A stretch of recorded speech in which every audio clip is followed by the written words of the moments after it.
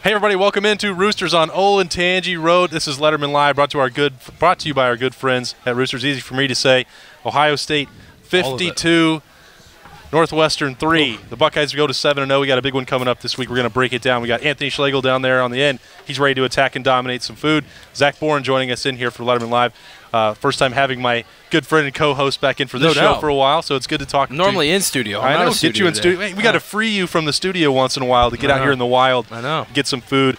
Roosters has plenty for us. Appreciate that. What was your score prediction? Because I wasn't here last week. 45-0 I had. Okay, that's pretty close. That was really good. What did you have? The cover. I bet $400 on them covering, and it happened. So if gambling were legal, yeah. If it was legal in this state, it was a wise investment. Drove to Indiana. Got it. Awesome. I mean, I did. I went through Indiana. Sure, on the way it's all good, man. It was legal. All right, and then you cash the check and drive home. Yeah, a big win. And hey, for those that are paying attention, Ohio State now 6-1 against the spread, 6 straight wins against that number, and they're a double-digit favorite once again against Wisconsin.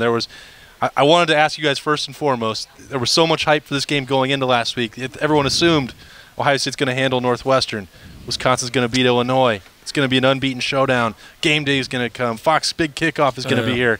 And then it falls flat. Did you want Wisconsin to stay undefeated on Saturday? Yeah, I did. I mean, I did, but at the same time, I think, for how much luster this game supposedly has lost going into Saturday, this is still a really good Wisconsin football team. Like, there's times where us as Ohio State Buckeyes, we've lost to Purdue, we've lost to Iowa, right? That's all been in the past couple of years. But does that mean we're a bad football team? Right. No. The next week we come back and knock off Wisconsin. You knock off Penn State, right? The team you are the week before has there's no outcome of the game next week, right? That's the great thing about football. Each week is one game at a time, and it's just the way it is. That team from Wisconsin we're going to see this Saturday is the same team that showed up against Michigan that beat them, 38-0, right? Yeah. That's going to be the team that Ohio State's going to get on Saturday. Well, the other thing, too, is they're going to be a little bit hungrier this week coming off after that loss. They're going to make some adjustments. I mean, they definitely made mistakes. Throwing the ball on third down when you have one of the best running backs in the country to go get you a first down didn't make a lot of sense. I think their bigger problem was they gave listen, I'm a fullback. I love the fullback. Down on the goal line, they gave the fullback the ball 2 plays in a row and ended up having to kick a field goal from like the 1 yard line. They had the ball on the 2 or 3 yard line, and you have first and goal. Yeah, and you have Jonathan Taylor. Zach Boren gets one shot to put it in the Just give me one shot. That's it, right? If I don't get it, That's on you. Give it to the guy who's the best running back in the country, right? But you know what though, defensively, they've been really strong all year. And what I like about it is I think this team and even the fans wants the matchup, right? It's not like, we want it to bolster our resume down the road and beating them because they're undefeated. That's not necessarily why they want it. They want it because they are that good, and we accept all challengers. It's different, right? Coming off of a win of 52-3 and what they did in Nebraska and what they did the week before, it's like, no, this team is focused. Everybody was talking about trap game. There's no way. I just see a difference in this team, one from a skill set, but also from a focus and the ability to adjust quickly in game. I'm talking from the middle of the first quarter to the beginning of the second quarter when they really put their foot on the pedal. Well, it's wild too, Zach. These second quarters for Ohio State have been absurd. Or unbelievable. I think we got used to seeing sometimes with Greg Schiano, it'd be like, okay, you get to halftime, or even Luke Fickell. Get to halftime, you're not getting anything in the third quarter, fourth quarter. Yeah. It was halftime adjustments. But as Schlegel says right there, I mean, they're putting up 24 points in the second quarter almost every single week, pitching shutouts and just putting teams away. What did they have this week in the second quarter? 24-0. Okay, so so basically in the first half, I remember last week it was like 200 to like 20 in the first half, right? And that second quarter was like 136. It was 60-something points greater than what they did in the first quarter, which was already fast. And everybody who says that they are slow starters, I'm like, what are you watching? Right? I think just the coaching staff, especially Ryan Day, is so good at in-game adjustments. But the game's even evolved.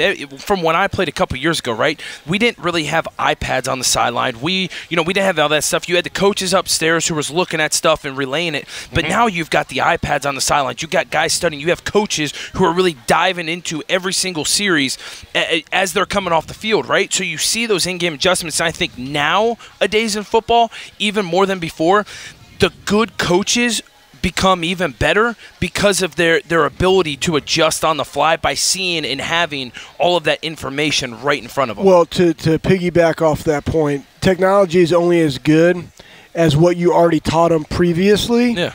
And I think that one thing from a coaching standpoint in the NFL, you have to adjust in-game. Yep. And we have two of them, right? Like, Day and Halfley both came from the league. Right. Their entire thing is, what do we adjust for this week because they don't see it, it's scripted, and then where do we go from there? The other thing is, by them, and Coach Day has talked about it, Halfley's talked about it, teaching concepts, right?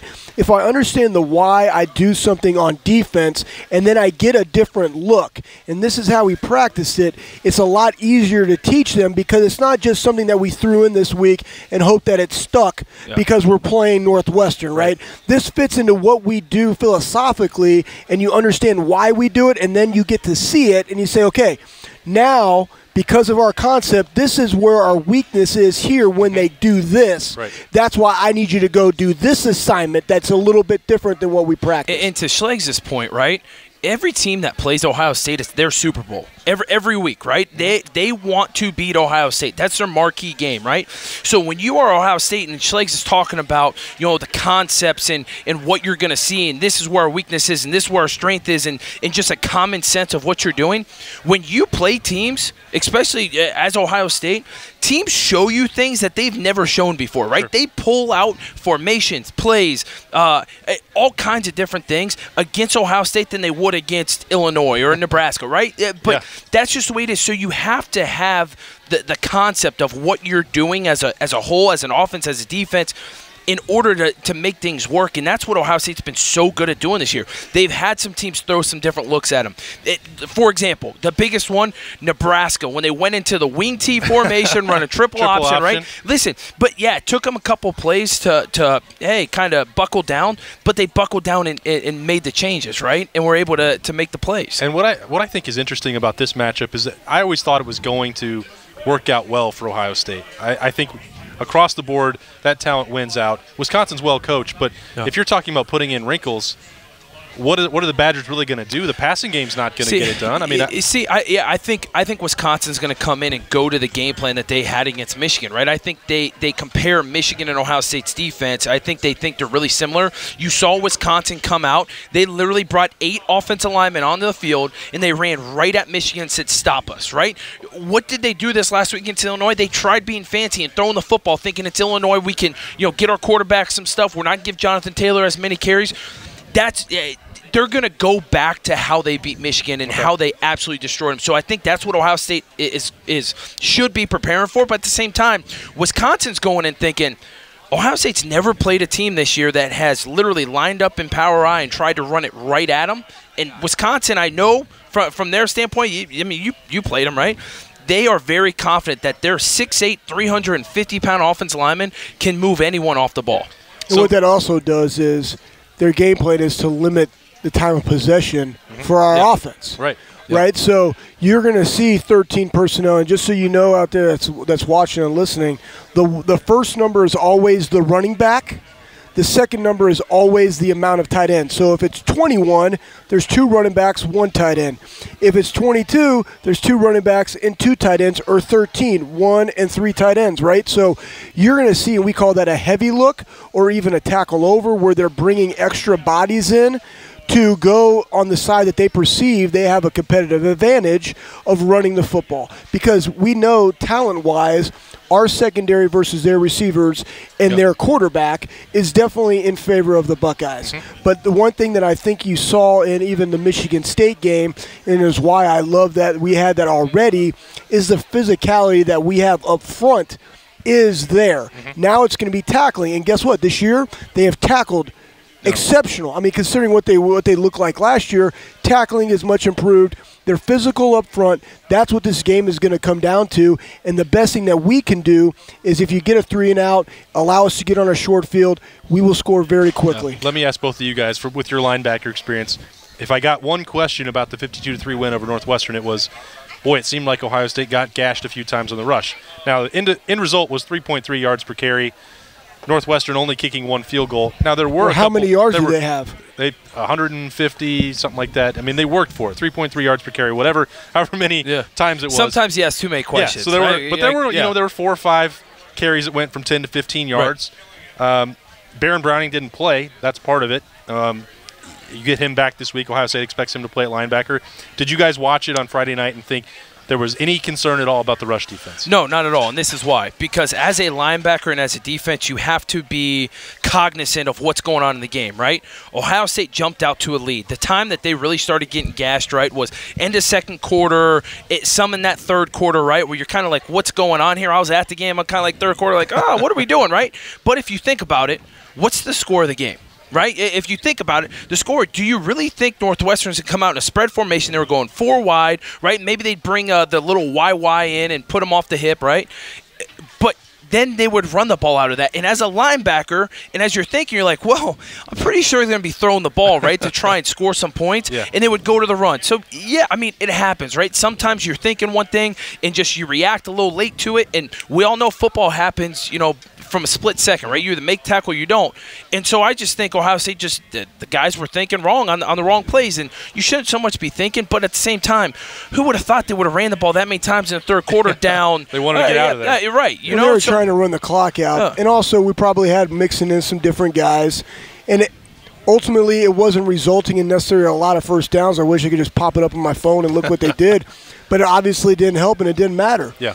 So I'm not concerned with it whatsoever because it's matching personnel too, and that's to Zach's point, right? If they're going to come out with 11 personnel, right, or 10 personnel and run the ball from there, you have more guys spread out in space, and that's what they tried to do. Mm-hmm. But ultimately, at the end of the day, them being able to run on us never helped open up any of the passing game. So. Yeah. Guess what? Go Bucks. Yeah. Do you know what I love, though, as a linebacker? They know this week, man, it's going to be played in a phone booth. It's coming. Yeah. It's what we used to call them stone cold, man, just right in the hole, right? It is taking names and you know what it is, right? Hey, they're coming right downhill. This is the most fun game you have as a linebacker, man. You know exactly what's coming at you.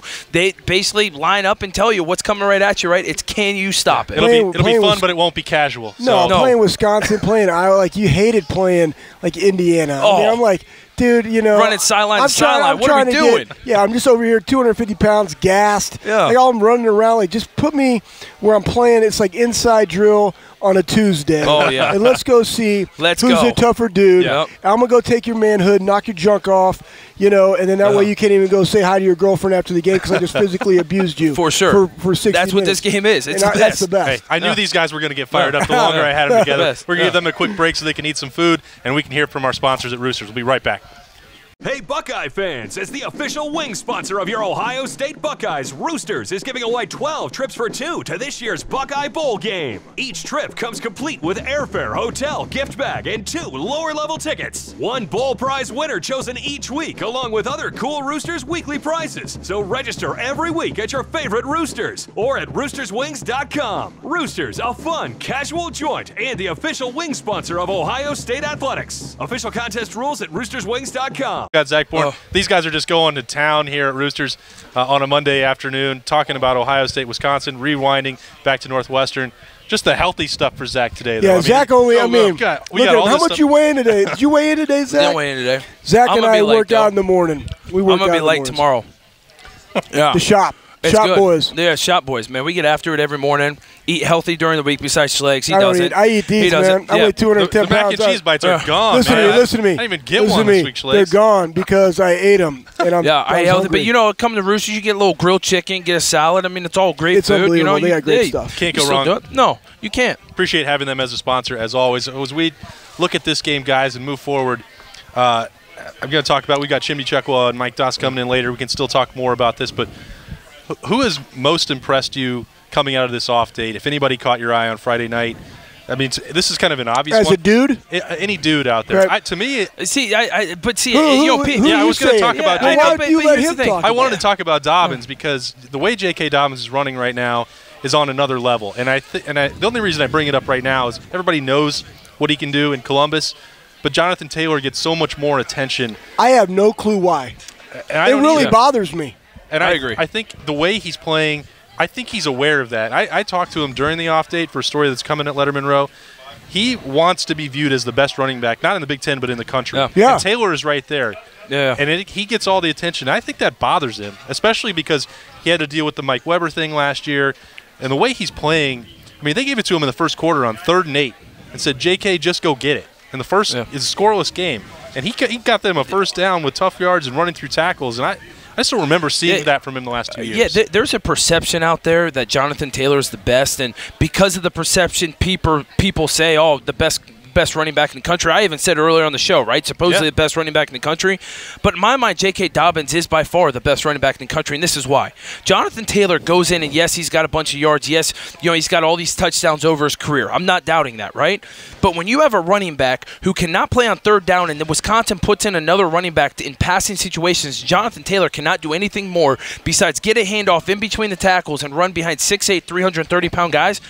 That's not the best running back in my mind. You look at J.K. Dobbins and what he does in pass protection, what he does without the ball in his hands, right, and his route running ability, and then what he does with the ball in his hands and being able to make cuts and run. And when you saw the one he broke for like 68 yards and made the safety miss in the middle of the field the way he did, I mean, Jonathan Taylor can't do that. J.K. Dobbins can. The angle route, yes. I mean, it's unbelievable what J.K. Dobbins can do as a running back, and I think everyone across the country needs to have that conversation saying J.K. Dobbins is the best, and it goes the same for Justin Fields. Justin Fields does not get as much recognition as and I'm not saying these guys aren't good, but Joe Burrow, Tua, Jalen Hurts, Trevor, right? Everyone talks about those four. Where's the conversation about Justin Fields? Because in my mind, he's putting up just as good as numbers with them. I mean, they have maybe more opportunities, right? You see Jalen Hurts throwing 40 times a game, right? I mean, Justin Fields went out and what was he, 18 for 23 on Friday night? 4 touchdowns. I mean, come on. For 200 yards. And here's the other thing, too. And Urban actually brought this up on the air when he was talking about the college football playoff. And it's the eye test, and I think, right? And then when you look at JK, for example, Master Teague had 90-something yards, right? And a touchdown. Well, Wisconsin's not giving those yards to anybody else. They're giving to Jonathan Taylor. Sure. Right? We know we have more to play for, and it's bigger than just that one game and just one individual stats. Well, and that affects Chase Young because he doesn't play 75 snaps. No, exactly. That affects Justin Fields. Yeah. He doesn't always come out in the fourth quarter. No, I know, but all those guys. But you look at, bro, I mean, like all these other guys are putting up these numbers and they're staying in the game longer, and we're pulling ours back because obviously that's not the goal. The individual things come when you win. They'll definitely be in that conversation when you beat a Wisconsin, when you beat a Penn State, when you beat a Michigan, and when you go to win a Big Ten championship. They will be there for that. The problem is perception is reality when people vote. And I can sit here and say, yes, JK ran, like I was kind of thinking about that too, Zach. Last night, Ezekiel Elliott was running hard. Yeah. He was running over guys with great pad level, making people miss, getting the extra yard, ran over 100 yards, beat the Eagles. The only guy that's actually gets over 100 yards versus the Eagles defense is Zeke Elliott, right? That's how he's running. And that inflicts a lot of blows on the defense, and then you bring in Master Teague. It's a great 1-2 punch, but he has been phenomenal. But it's really, for them, in my honest opinion, of the real surprise is the offensive line and the linebacker play. The offensive line from a young, like you lose 4 starters, and Coach Stud being able to have all those guys, and most importantly, actually have depth. And then the linebackers from, not a surprise, but just a, hey, I told you so, because 18 to 22-year-olds do what they're coached to do. Yeah. These are the 4 same linebackers they've had here for the past 3 years, and everybody thought was the worst crew they've ever had. Everybody was saying they're hard garbage and all this other crap. They're good. You know what? Because they're getting their faces coached off and they're executing. And guess what? They're playing at a high level. So, yes, it was a coaching thing, so I told you so, because they are really, really good and talented. But the offensive line is what makes it go. It keeps them clean. They have depth. Bam. Well, to your point, to both your guys' point, right? Because we're amazing. Well, no, look how hot we look at these guys. Boom. Schlegel talks about O-line. You talk about J.K. Dobbins. Do you know who is salivating this week to play on Saturday? this Ohio State offense, and I guarantee you in the Woody Hayes right down the road, they are talking about giving J.K. the ball 20-something times and hammering this Wisconsin defense right at him, and they're going to try and beat Wisconsin at their own game and try and run all over Wisconsin. That offensive line and J.K. Dobbins are so hungry to go out there this Saturday. And to put a bow on that, I mean, they did that last week without Thayer Munford for the most part. He got back into the game. They did it without Josh Allaby. They went down, talking about the depth of the offensive line, Schlegs. Nicholas Petit-Frere, he gets the first career start. Yeah. He wasn't perfect. No. But you're talking about playing depth. I remember the first year I'm covering Ohio State with Zach Boren out there. Reed Fragel was a first-year starter. Yeah. 2012. Came from tight end. If they had one injury on the offensive line, it's over. That perfect season I would have been wearing number 69 out there. Head guard. Been out there right tackle. Zach Boren. No. His third guard. position Billy of the year. Bob. Billy Bob, man. All right. Wherever. He's going to be his third position. But now you're talking about a team that they have two significant injuries. A guy, two guys who've started games. And Baron Browning's was out. And they don't miss a beat. Now, again, Petit-Frere was not perfect in that game. But now he went on the road. He played a Big Ten West opponent with a good defense. They weren't struggling to move the football with him out there. Now he gets better down the road. You still have Brandon Bowen. So if something happens this week with Thayer Munford, which I think he'll be out there again. Yeah, I think they were just resting those guys a little bit. I think they knew what they could do. I mean, going into that game, they knew. And so I think those guys are just ready this week to go in there. And we've been talking about perception, right? All the eyes are going to be on Wisconsin, Ohio State, because guess what? Everyone thinks Wisconsin has the best running back. Everyone thinks Wisconsin's got the best offensive line, sometimes in the country, but for sure the Big Ten, right? They know that, guess what? The perception is that they're better than Ohio State. So those Ohio State guys are ready to go out there and put that perception to rest. All right, that seems like a good time. We're going to cut these two linebackers loose here in a second. We got the defensive backs coming in. But you're talking about going out there and proving a point. Yeah. What's that score going to be, Zach? Man, you know what? Everyone's talking about, we talked about it earlier, is that Schlegel said, Wisconsin's going to be extra hungry this week because of everything that happened at Illinois and the national media going off on them saying Wisconsin's done. But in my mind, what I'm so excited about is this Ohio State football team hasn't had that big game yet, right? And we've talked about this. No offense, I don't like going out playing Indiana. Yeah, do I like going out and, getting my pee hot and smacking someone in the face? Yes. But there's a difference between playing Purdue and Indiana and Illinois, right? That's who Ohio State's been playing. They are foaming at the mouth to go out and play that big time game, that ranked opponent, that highly ranked opponent. And so at noon. Yeah, but still, for how much Wisconsin is excited to put that game again, behind them and go out to Ohio State, those guys down the road are salivating to go out there on a national stage and just smack Wisconsin. So in saying that, I am going with a final of 42-10. 42-10. That's bumpy. He's going to drive over to Illinois real quick, get that legal. Well, what's the spread? 10? 14. Yeah, I think that it's going to be.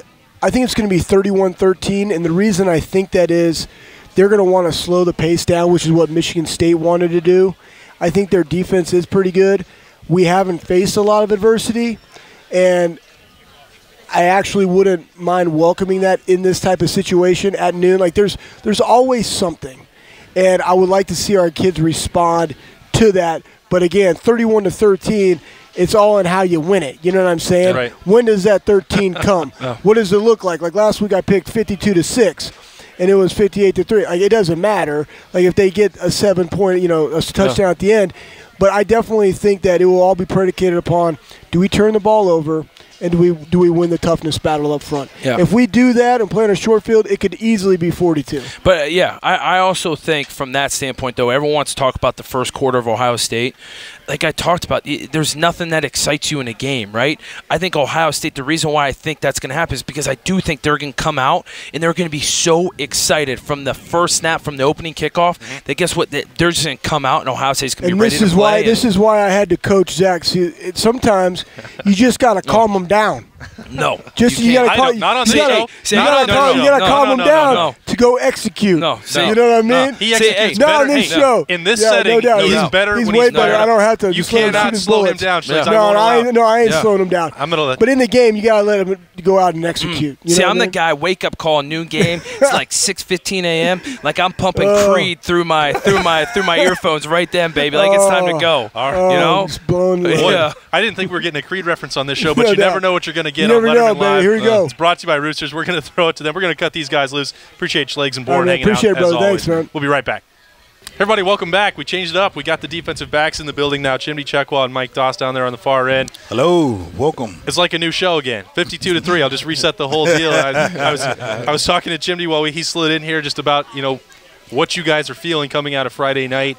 Because, I don't know, sometimes people get bored with some of those easy wins. But, Chimdi, what were you looking for there? What stood out against the Wildcats on the road? Yeah, I don't get bored at all. I'd rather, if they win 100-3, I'll watch every minute of it and be excited about it. But right. I did think you could see some of the improvement from Justin Fields. He's shown that his floor is really high already. Yeah. And him continuing to get better every week is going to be important for Ohio State to do what they want to do. But you can see him stepping up in the pocket more, throwing the ball down the middle of the field more, which is part of his progression as he continues to grow as a quarterback. Mike, what'd you think? Same thing. I mean, I was actually in Minneapolis for the week, so I was up there for my master's program, and we had a big watch party. I was excited, hanging out with a bunch of alum in Minneapolis, and it turned out the way that we expected. We expected to go in there and handle our business. Chase Young continuing to chasing the sack record, and as Chimdi just alluded to, you're seeing the growth in Fields' arm and touch. We talked a few weeks ago. It's going to be some times where, as his throw to Austin Ward 2-3 weeks ago, he might have missed it and overthrew it. Where now he's dropped it in. You shouldn't throw to me though, Josh. Just throw to Austin Mack. But the way he's playing, right? Yeah, exactly. He could throw it to you. And once those other weapons are worried about, I might sneak open. Right. But no, it was good. I mean, J.K.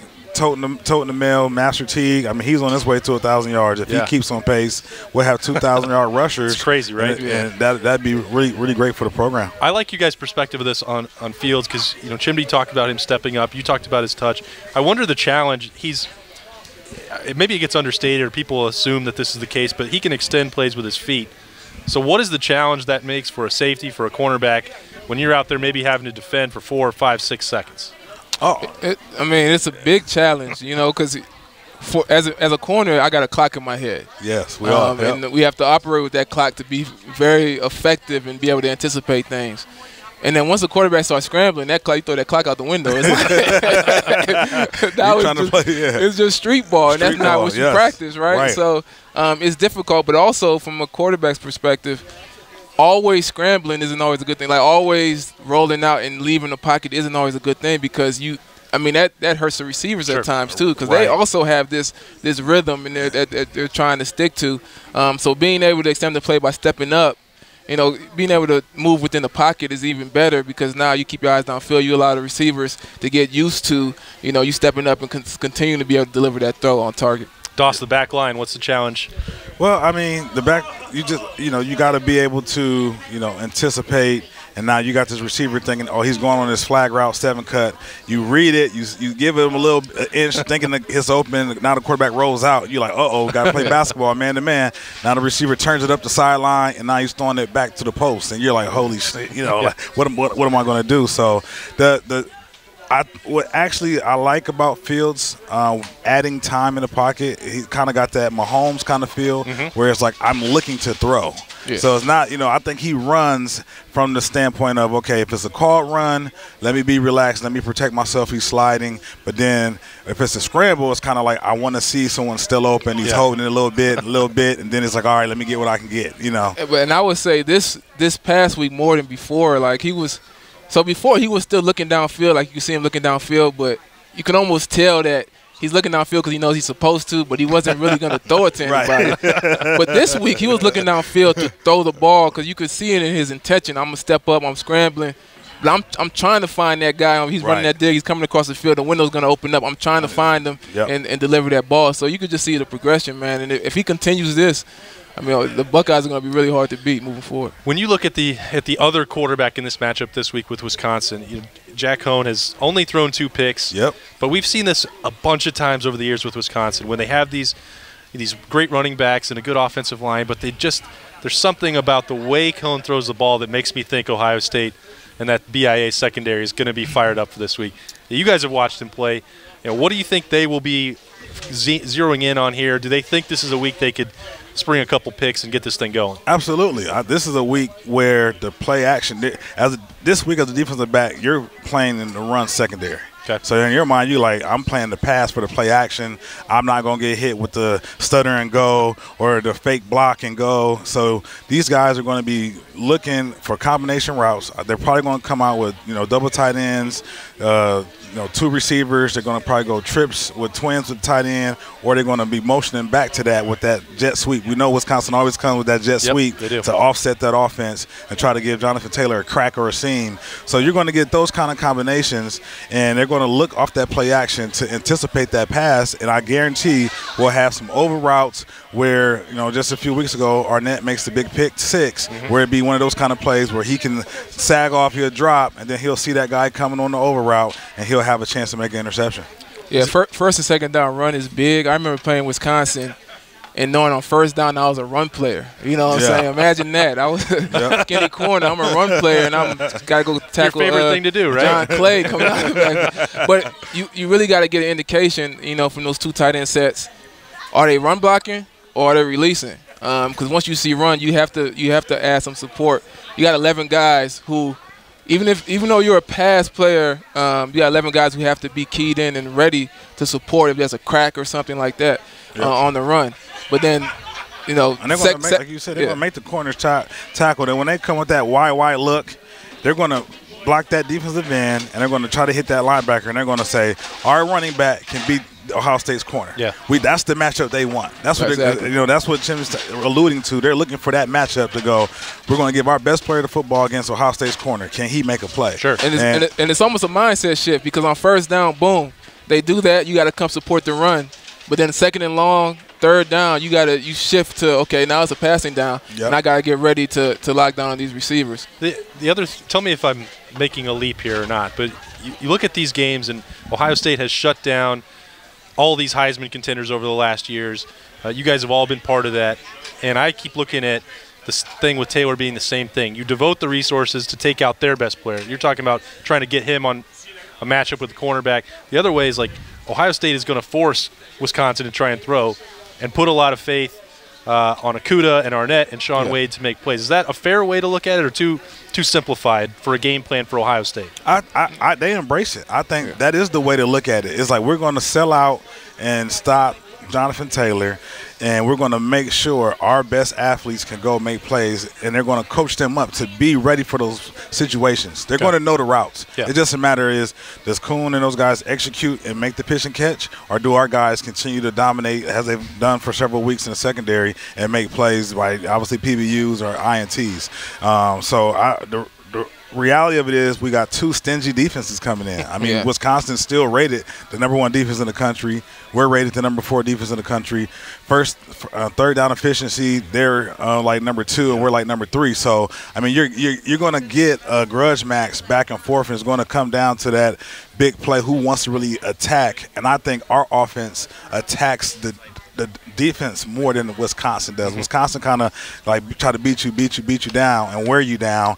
But if our offense comes out early, if we have another second quarter like we continue to have, then it's off to the races, and Wisconsin won't be able to keep up.